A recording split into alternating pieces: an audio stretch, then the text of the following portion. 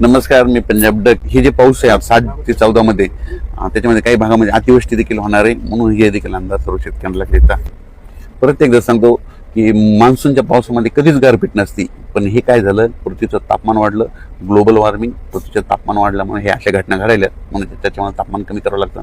त्याच्यामुळे सांगतो यावर्षी मोसमी पावसात देखील गारपीट पाहायला भेटणार आहे. तेलंगणात देखील खूप गारपीट पाहायला भेटणार आहे. कर्नाटकमध्ये देखील खूप गारपीट पाहायला भेटणार आहे.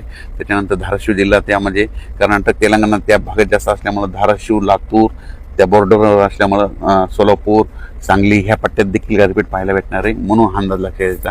त्याच्यानंतर अहिल्यानगर भागामध्ये इतका पाऊस कधीच पडत नसतं, पण यावर्षी मोसमी पाऊस खूप बरसणार आहे, पण त्याच्यामध्ये गारपीट देखील होणार आहे. बीड जिल्ह्यात देखील इतका पाऊस कधीच पडत नसतंय, पण मोसमी पावसामध्ये तिथं ओढे नाले वाहून बीड जिल्ह्यात देखील गारपीट होणार आहे, म्हणून अंदाज सर्व शेतकऱ्यांनी लक्षात घ्यायचा. वेगवेगळ्या भागात दररोज भाग बदलत विखुरल्या स्वरूपाचा पाऊस पडणार आहे, त्याच्यामध्ये गारपिटीचं प्रमाण असणार आहे, म्हणून हा अंदाज देखील महाराष्ट्रातल्या शेतकऱ्यांच्याकडे लक्ष येतं. तुमची शेतीची कामे करून घ्या, कारण की राज्यामध्ये 7 ते 14च्या दरम्यान मान्सूनचा पाऊस येणार आहे, त्यामध्ये शेतकऱ्याच्या पेरण्या होणार आहे. पण या मान्सूनच्या पावसामध्ये काय होणार आहे, ओढे नाले वाहतील असा पाऊस पडणार आहे, नद्यांना पाणी देखील येणार आहे, पूर देखील येणार आहे, म्हणून हा अंदाज लक्षात येतात. पण या मान्सूनच्या पावसात गारपीट कधी नसते, पण यावर्षी या मान्सूनच्या पावसात मात्र 7 ते 14 मध्ये ठिकठिकाणी गारपीट बघायला भेटणार आहे. म्हणजे ह्या मान्सूनच्या पावसामध्ये देखील गारपीट पाहायला भेटणार आहे. वादळी वारं देखील वाऱ्याचा वेग देखील बघायला भेटणार आहे. पाऊस देखील तसाच पडणार आहे. नद्याला पाणी येणार आहे, ओढे नाले खकळून वाहणार आहे, म्हणून हा अंदाज लक्षात यायचा.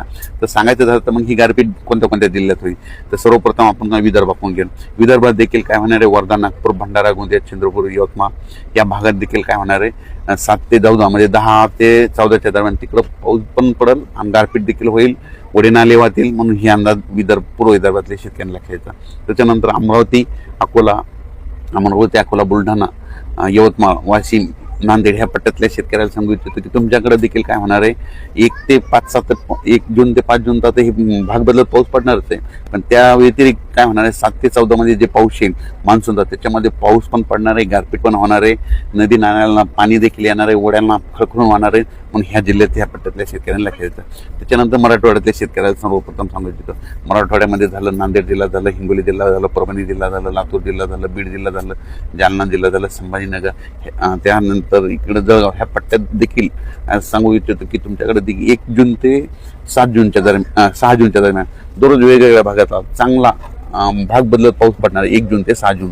पण त्याच्यानंतर काय होणार आहे, 7 जून ते 14-15 पर्यंत मात्र मोसमी पाऊस मात्र खूप बरसणार आहे, ओढे नाले खळखळून वाहणार आहे आणि त्याच्यामध्ये शेतकऱ्याची पेरणी देखील लागणार आहे, म्हणून हा अंदाज देखील शेतकऱ्यांनी मराठवाड्यातल्या त्या सगळ्या आता जे जिल्ह्याचे नाव सांगितलं त्यांनी लक्षायचं.